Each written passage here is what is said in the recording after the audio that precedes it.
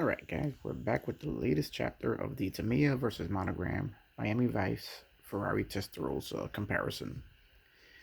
This time we're going to be looking at the completed chassis of both cars. Here we have both completed chassis with wheels installed, engine compartments done, and some customization and detailing done. Let's take a closer look at each one individually.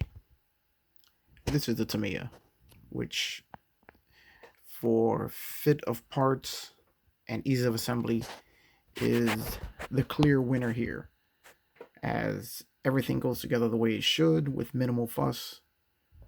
It's definitely not a kit for beginners, but you put the effort into it, it pays off. You can see the way the engine sits in the engine compartment. You have I added some heat shielding to the rear panel. As I mentioned previously, the fuel pump detail and fuel lines running to the fuel distributors. Also, the spark plug wires, all 12 cylinders fully plumbed and wired. Overall, great presentation.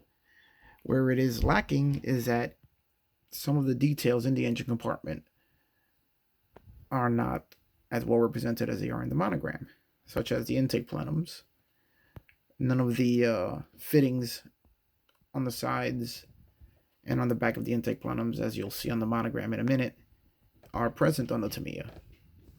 Also, the detailing at the coolant reservoir didn't have a cap. I had to fabricate my own cap to place on the reservoir, but it did bring a decal and warning label, which the Monogram did not.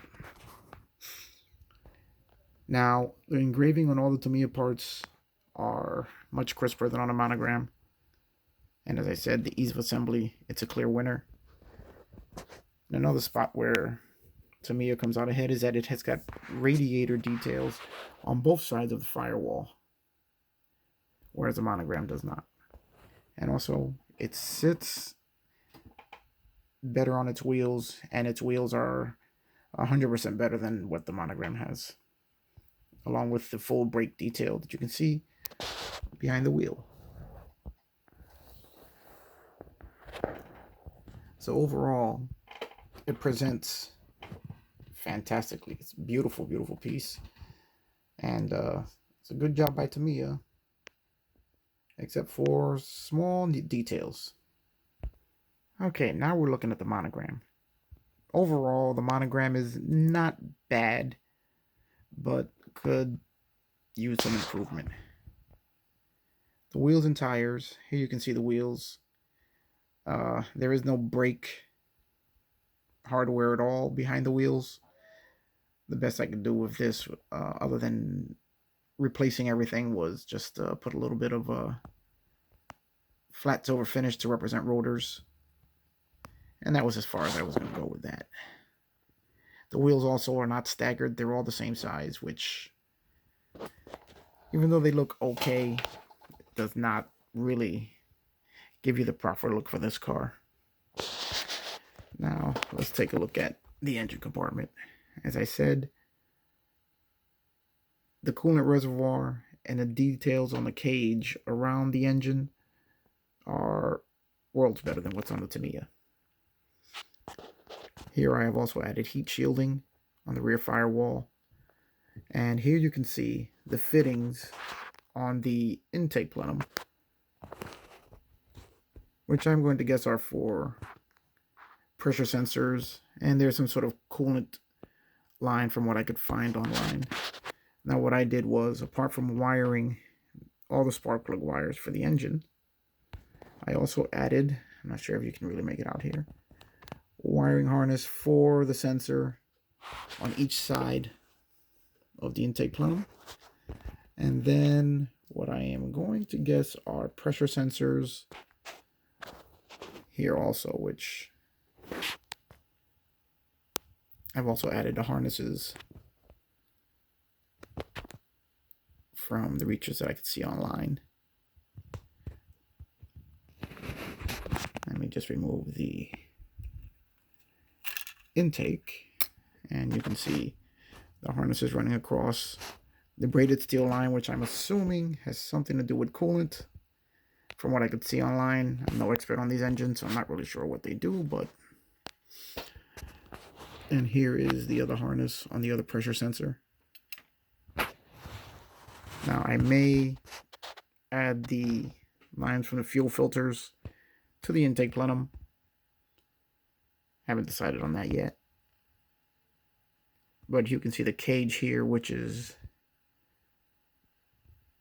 fully detailed, unlike the Tamiya, which may be due to the differences between the American and European version, as the Tamiya is the European version and the Monogram is the American version.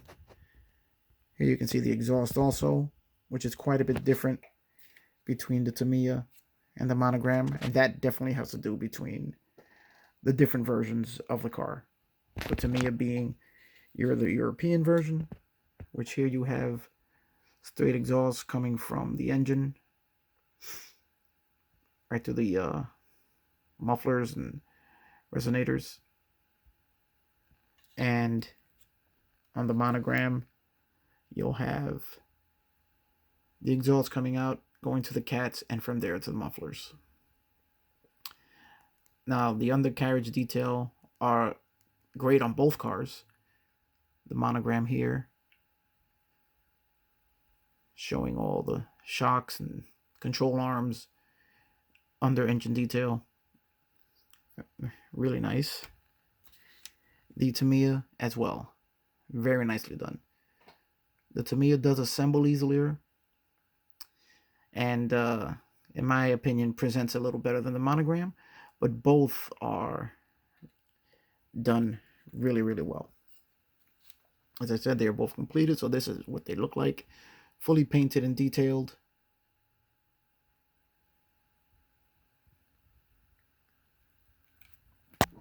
So they both, as I said, present very well. The Tamiya, in my opinion, is just a little neater, and the ease of assembly gives it the edge over the Monogram. But for the price difference, I would say that you get what you pay for. You pay more for the Tamiya than you do for the Monogram.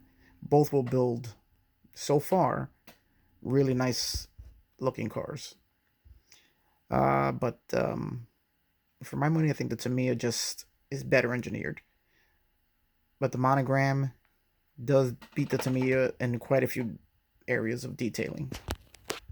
Let's remove the air intake here so you can get a look at both together. But I would say that both cars are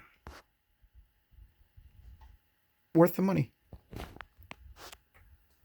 Other than a problem with the Monogram and installing the wheels, which have a ridiculous system for the wheels attaching to the body. The Tamiya uses nylon caps, which work much better.